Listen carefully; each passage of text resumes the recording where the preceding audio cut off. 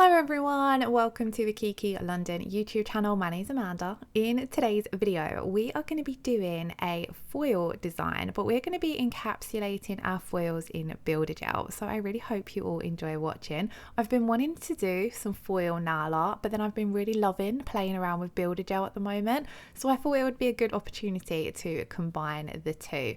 Now I'm working on display tips, so I'm jumping straight in with my gel polish colors. If you was doing this on the natural nail, you would go in and do your prep and your base coat first of all. You could even lay down a thin layer of clear builder gel as well if you wanted to sandwich your nail art in between the two layers of builder gel. So that's kind of down to personal preference.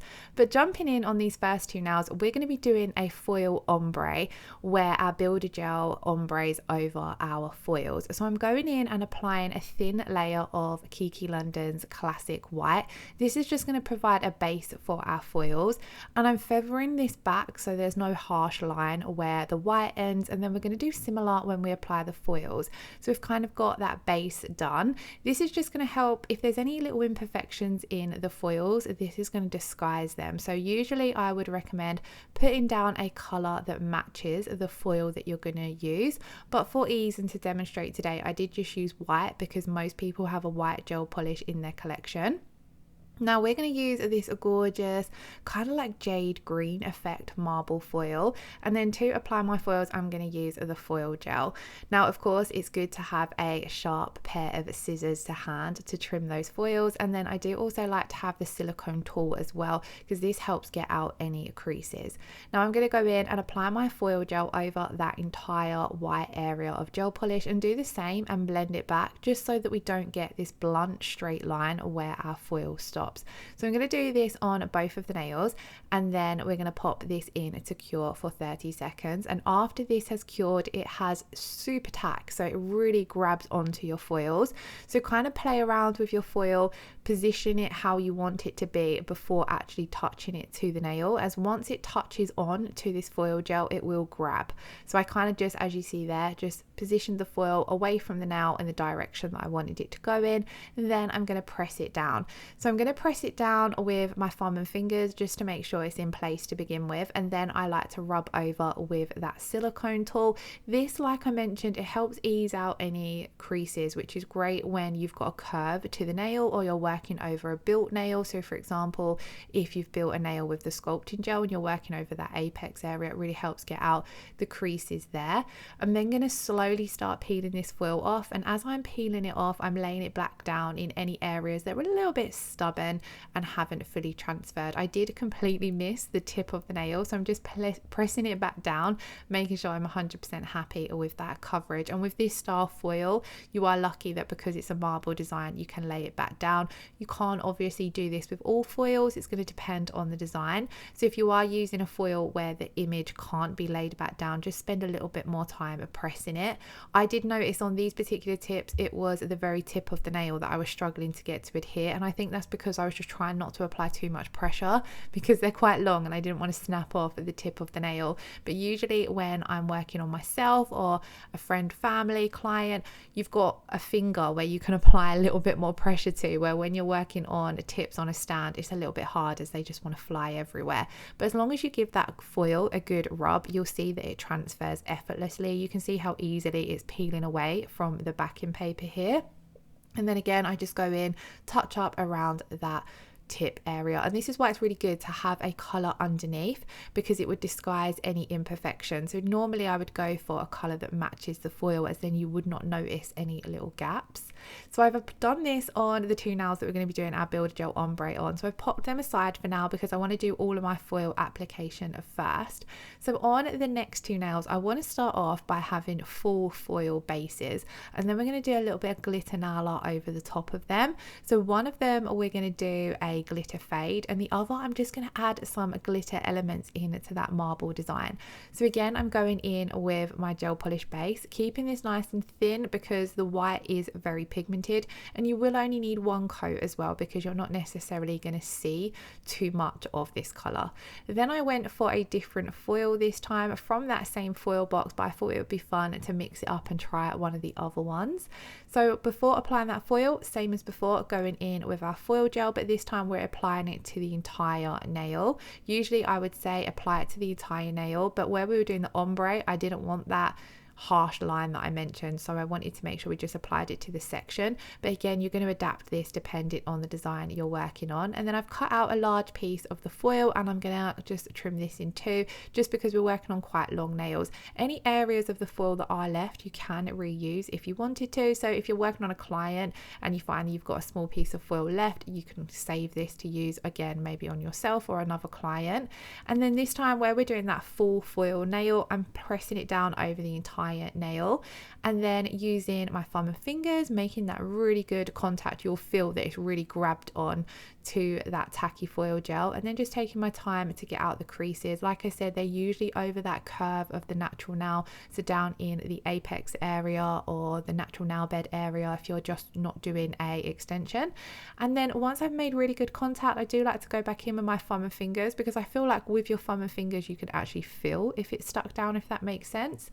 Then very slowly peeling it back, and as you can see there on the foil, you can see how much has transferred and how well that's transferred. So again, we're going to repeat that process on the next nail. Now it's also important to keep your foil gel fairly thin. You don't want to go in with a thick layer of this, just because it's unnecessary. It works in a thin layer, so if you're going in and applying too much, you might find that you get curing issues and you'd just be wasting product, because applying it thicker doesn't make it work any different, if that makes sense. It's not going to make it work better if you use more, for example. It's actually going to work better if you just have a nice thin layer down on the nail. This is also going to stop you having bulky nails if you are working on the natural nail as well. This is a lot easier to do on someone else or even your own nail compared to on a display tip. But I do love doing foils with long nails. I feel as though you really get to see the full coverage of the foil when you're doing them on long nails. I particularly loved this marble one because it's quite a subtle color, like it's a really nice off-white shade, but then it's got these beautiful effects running through it. And I felt as though these would just team really nicely with the glitter design that I had in mind for those two nails. So now that we've got all of our foils applied, we're going to go and do a little bit of glitter nala on the two plain nails, so the two full foil nails. So I'm going to be using VIP Gold for some chunky glitters, and then Amber Flame for the base. I didn't want to go in and just use one. I love layering up glitters, so I'm going to use my ombre brush for this. Now I'm going to start off with the finer glitter of the two, which is Amber Flame, and I'm placing this down at the cuticle area, and then I'm just applying a small amount because we're going to blend this down. So just using the ombre brush, I'm blending this down over the foil. Now if you don't feel comfortable doing this directly over the surface of the foil, you can go in and apply a layer of top coat to seal in your foil. That way, if you applied your glitter and you didn't like it, you could wipe it off without damaging the foil. As you can see though, it's blended out effortlessly, and I love the color of this one. I love those kind of rich gold tones. Now over the top of this, I'm coming in with VIP Gold. This is kind of like a clear gel, and then it's got fine glitter pieces and chunkier glitter pieces in there as well. So I love this if I just want that little bit of extra sparkle to a fine glitter. And I feel as though layering up glitters is just really fun because you can kind of adapt the look. Like for example, you could go in with a fine lilac or pink glitter base and then come in with some gold chunky pieces, and it just really mixes up how that original glitter looked. So I did the same, feathered that down gently and popped that into cure. Whilst that's curing, I'm going to move on to the second full foil nail, and on this one I kind of felt as though it did just look a little bit plain. I was going to just leave it as a plain foil nail, but I felt no, we've got the glitters out, so let's go in and do something. So on some of the plainer areas, I'm just going to come in with the VIP Gold and just place down some glitters, kind of giving it a little bit of something extra to the nail. So I'm going to go in and do, in this plain area, just do like a little glitter cutout, kind of keeping it wonky so it flows with the foil, because the foil, the marble effect in the foil, it's quite abstract, it's got pieces breaking off, it looks like a gemstone kind of effect. So I kind of wanted to go in and do that with the glitter. So I'm just going in, adding on patches of glitter, and then sort of following how some of the lines are done, just to break up some of those plainer areas. And I really do love how this looks layered over the foil base. I carried on doing this, building up very slowly, so just taking a little bit at a time because I haven't sealed in that foil, so I didn't want to make any mistakes where I would have to wipe it off with alcohol or acetone, as that would risk breaking down the foil. So I'm just taking a small amount at a time, and I don't want to overload the nail with too much glitter as well, because I don't want to draw too much attention away from the foil, because I did really love that stone effect that it's got going on. And then after I'd finished applying the glitter, I thought it would be nice to add in just a tiny little bit of gold leaf. So whilst that glitter gel is still wet, I'm going to pick up some gold leaf pieces on my stripe liner brush and just place them down, and they're going to kind of stick using the gel that's there from the glitter. So just hold it in place, because then obviously we're going to encapsulate in our builder gel anyway, which will seal them in, but you just want something to stick them down. Now if you hadn't done the layer of glitter, I would recommend just sticking these down with a little bit of top coat. You just literally need something to hold them in place, so a little teeny tiny bit of gel. I had that on my brush, so I'm just laying it down using my brush, and then we're going to pop this one in to cure for 30 seconds as well. And this is what those two nails are looking like, so you can see it really mixed up how the foil looked, because both nails now look completely different. So let's move on to the build gel. So on the two ombre nails, I'm going to use Snow Glaze, which is this gorgeous sheer milky white color. This makes any kind of blend or ombre really easy, because it's fairly sheer in one coat, but you can layer it up. So I'm going to come in and paint on a thin layer using this like a slip layer to guide our builder layer, but I am going to blend this down over the foil slightly using my ombre brush.